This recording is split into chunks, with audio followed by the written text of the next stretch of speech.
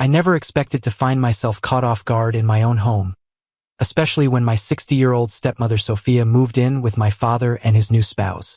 I had planned for the post-college transfer to be straightforward, hoping that, as a temporary Sophia, I could accumulate enough money for independent living. However, I was unprepared for the events that unfolded that Tuesday morning. I had recently returned to town after finishing my studies. A blend of exhilaration and trepidation enveloped me as I started this new journey. My father, Michael, remarried during my absence. Sophia was an exuberant and lively woman. Her laughter was an infectious symphony that permeated every area she visited. She contradicted all my preconceived beliefs regarding the characteristics of a stepmother. We established an immediate connection. Our link was unexpectedly robust, frequently exceeding the one I had with my own father that morning. I was in the restroom, ready for a job interview. Steam obscured the reflection from the shower as I anxiously rehearsed potential questions and responses. Securing a Sophia for my ideal position was a significant event, and a blend of eagerness and apprehension raced through my heart. A gentle rap on the restroom door surprised me. "Greetings, Lucas." Sophia's voice, soft yet distinct, permeated the humid atmosphere. "Are you present, Sophia?" I returned the call, striving to preserve a nonchalant demeanor despite my anxiety. A tremor in my voice preceded my interview, followed by a little silence before she spoke again. "I apologize for the inconvenience, but may I retrieve anything from the bathroom? Do you mind?" I did not hesitate. "No problem. Come in," I replied, wiping the condensation from the mirror.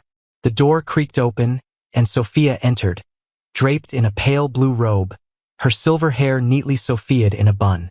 My attention remained on my reflection, but as she reached into the cabinet, I could not help but observe that her robe had come undone, exposing the graceful curve of her shoulder and the delicate line of her collarbone. I swiftly diverted my gaze, my cheeks reddening with unforeseen warmth. "Is everything satisfactory?" I faltered, attempting to restore my composure. Sophia looked at me, her eyes sparkling with mirth. "I am well," she said, brandishing a bottle of aspirin. "I required a remedy for a little headache." "You are apprehensive about your interview." "A little amount." I acknowledged, compelling myself to meet her eyes. She bestowed onto me one of her warm, comforting grins, the type that invariably alleviated my fears. "You excel," she said with steadfast conviction. "Simply be yourself, Lucas. People will recognize your greatness." I nodded, appreciative of her encouragement. Sophia easily calms and inspires others, even in stressful situations. She inhaled sharply, her hand instinctively moving to her chest as she struggled to fasten her robe. A scarlet flush ascended her neck, tinting her cheeks a vivid red. "Oh my gosh," Lucas faltered, her voice tinged with embarrassment. "I sincerely apologize. It was unintentional. I didn't realize that the unforeseen developments were also agitating me." "It is acceptable." "Sophia," I managed to articulate, diverting my sight to afford her a sense of solitude. "It was an accident, correct?" "Indeed." She reverberated her voice still quivering with embarrassment. "This is merely an incident. Kindly refrain from disclosing this to your father. Understood? He would be quite distressed." I nodded, attempting to comprehend the tumult of emotions that had engulfed me in a few seconds. "Certainly, it remains confidential." She swiftly left the restroom, leaving me solitary with my tumultuous thoughts resting against the sink. I inhaled deeply, striving to soothe the rapid beating of my heart. I was incredulous at the recent events. Sophia, my 62-year-old stepmother, unwittingly exposed a facet of her sensitivity that I had not before witnessed. The remainder of the day transpired like a blur. I was unable to concentrate on anything, including my interview, my plans, or even the routine activities of everyday existence. I often reflected on Sophia. The inadvertent dislodging of her gown was a common occurrence. Her expression changed as she realized what had happened. It was not only astonishment or humiliation. There existed an additional element. That evening, I caught a fleeting hint of something profound that eluded my understanding. I evaded Sophia to the greatest extent feasible. I aimed to avoid an uncomfortable circumstance. However, each encounter provoked a flush to my cheeks. On the other hand, she acted as if nothing had happened, despite an underlying tension pervading the atmosphere. I withdrew to my room prematurely, anticipating that slumber would provide relief from my chaotic thoughts. Yet, as I reclined in bed gazing at the ceiling, I was unable to evade the recollection of that ephemeral instant in the bathroom. I recognized that I should not linger on it, yet I was unable to dispel the sensation that some unexplainable attraction was compelling me towards her, transcending logic and reason. Upon awakening the following morning, I discovered a letter on the kitchen table, inscribed in Sophia's graceful handwriting. It said, "Lucas, we need to talk." My pulse raced as I absorbed those words. What did she wish to discuss? Had she informed my father? Was she attempting to clarify matters? Or was there something more significant at hand? I clenched the paper in my fist, inhaling deeply to calm my anxieties. Despite the circumstances, I firmly believed that an unforeseen transformation was about to occur in my life as I stood in the silent kitchen. I gazed at Sophia's note, my mind swirling with inquiries. Was she attempting to confront the incident in the bathroom, or was there a more profound motive behind her request? With my father away on a business trip, it was merely Sophia and me in the house, the silence intensifying the palpable anticipation in the atmosphere. I had the full day to prepare and anticipate Sophia's potential remarks. The burden of unexpressed emotions weighed heavily in the atmosphere, prompting me to seek clarity.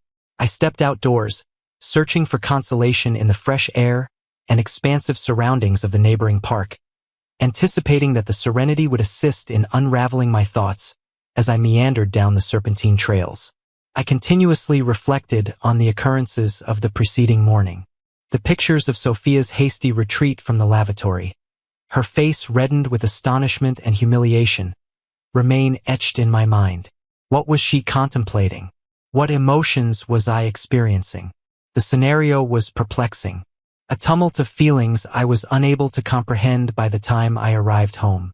The sun was commencing its fall, projecting elongated shadows over the grass. I observed Sophia elegantly arranging the table and cooking dinner via the kitchen window. The aroma permeated the air, and I recognized that she had gone to incredible lengths, preparing roasted chicken, an assortment of side dishes, and setting the table for two. "Greetings, Lucas," she said, turning with a grin that appeared as warm and inviting as always. Nevertheless, behind the surface, I perceived a glimmer of something else in her eyes, either uneasiness or perhaps eagerness. "I prepared your preferred dish," she persisted. "I trust you are famished." "Thank you, Sophia," I responded and took my seat at the table. The unarticulated tension between us was tangible. A profound hush that interrupted our efforts at casual dialogue. We avoided the obvious issue, discussing only neutral subjects until, with our plates cleared, she placed her fork down and locked eyes with me. "Lucas, regarding the events of yesterday," commenced gently, her voice scarcely audible. I encountered her gaze resonating throughout my chest. I was uncertain about her response, yet I was prepared to confront it directly. "Indeed," I articulated slowly, "I have also been contemplating it." She exhaled audibly, her fingers gliding through her silver hair, as if attempting to untangle her own convoluted thoughts. "Though I don't know how to say it, we must be honest. The incident in the restroom was not only an accident." Yet her voice faltered as her eyes sought the appropriate words. It awakened something inside me, and she continued speaking, restoring her voice's vigor. She unleashed emotions that I had long suppressed, leaving me unprepared. Her stare was unwavering. Her statements exhibited sensitivity that surprised me. I was amazed. This was not the dialogue I had expected. I anticipated apologies, even a plea to overlook the uncomfortable incident. But this was altogether distinct. "Sophia, what are you asserting?" I controlled my voice to be scarcely audible. She inhaled deeply, her gaze fixed on mine with steadfast focus. "I have sensed a connection between us for some time now." She divulged something I could not elucidate. I tried to ignore the problem. I acknowledged that it is incorrect. I didn't intend for anything to happen. She paused her speech, laden with significance. However, yesterday's experience prompted me to consider the possibility that you might be experiencing it too. A tumult of emotions overwhelmed my mind. Uncertainty, exhilaration, and remorse, all intertwining in disarray. I couldn't deny that I also felt something. Sophia was beautiful and intelligent, and there was an undeniable connection between us. A spark I tried to ignore, but she was also my stepmother, my father's wife. This was undoubtedly erroneous. Was it not? I am uncertain of what to articulate. I ultimately acknowledged my voice, laden with turmoil. You are my stepmother, and I am acquainted with Lucas, Dad. She halted her hand, extending it over the table to envelop mine. A surge of energy coursed through me at her contact, my heart racing even more rapidly. I have affection for your father, although my feelings for you are distinct. We have a unique understanding. Her touch was captivating, although every part of me urged me to withdraw and set a limit before delving farther into prohibited realms. I leaned closer, my pulse racing with expectation. Sophia, I started speaking, but before I could articulate another word, she leaned in, her lips meeting mine in a kiss that created fervor inside me. Our kiss started cautiously, a gentle probing of prohibited terrain. A query unarticulated yet swiftly ignited a deluge of repressed emotions and aspirations surging between us. I kissed her, my hands navigating to her waist, drawing her nearer in a fervent attempt to eliminate the distance that had long divided us. In that instant, the external world faded away. Only Sophia and I remained, enveloped by an uncontrollable force. However, reality, akin to a jarring splash of cold water, abruptly grounded us once more. I withdrew, my breath labored, and my thoughts spun from the intensity of what had just occurred with Sophia. We cannot proceed, I muttered, my voice laden with bewilderment and shame. What pertains to Michael and what pertains to us? Her gaze intersected with mine, a kaleidoscope of contradictory feelings spinning within. Desire, bewilderment, and remorse. I am unfamiliar with Lucas, she said, her voice tinged with doubt. I acknowledge my feelings, but you are right.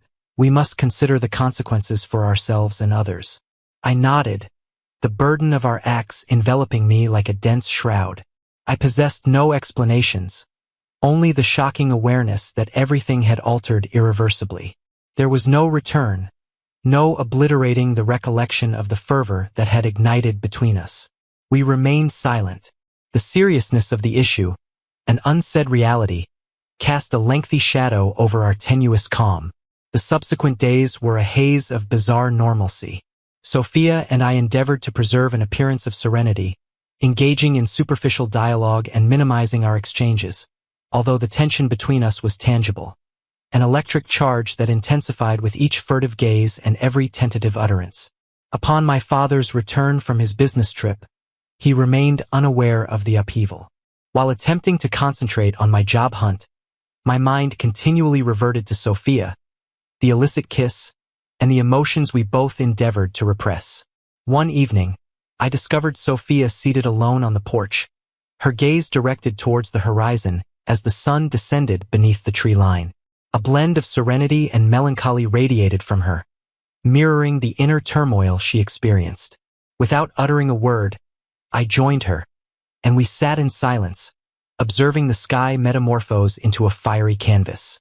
Colors ultimately, she disrupted the silence, her voice gentle and tinged with melancholy. I've been thinking about our situation, Lucas, and the events that transpired. I, too, acknowledged my inability to maintain eye contact. The thoughts persist. She faced me, her eyes imbued with determination. I believe we must reach a decision, Lucas, she stated, her tone both assertive and tender. We must either terminate this immediately before it escalates or endeavor to comprehend our desires. Her words resonated. Internally, resonating with the chaos in my heart, we could no longer persist in this condition of suspended reality, feigning that the connection between us was non-existent. What was my desire? What was our desire? What is your desire? Sophia, I inquired softly, apprehensive of the response. Her gaze met mine, imbued with a blend of yearning and melancholy. I desire you, Lucas, she admitted. But I do not wish to harm your father or dismantle what we have established, our family, our home. I nodded, comprehending her internal struggle as it reflected my own. I do not want to hurt him either, I replied. Yet I cannot suppress my feelings for you. She extended her hand, grasping mine, her touch eliciting a surge of warmth within me. She proposed that we spend some time apart to comprehend the nature of our situation without pressure or guilt. I concurred, softly gripping her hand, acknowledging that this could be the most prudent course of action as the final rays of sunshine diminished, enveloping us in a lovely twilight glow. We remained seated, clasping hands. Two souls entwined by an illicit bond faced an unknown future, with the journey ahead laden with obstacles. But, in the serene intimacy of that moment, we had one another, and that seemed sufficient.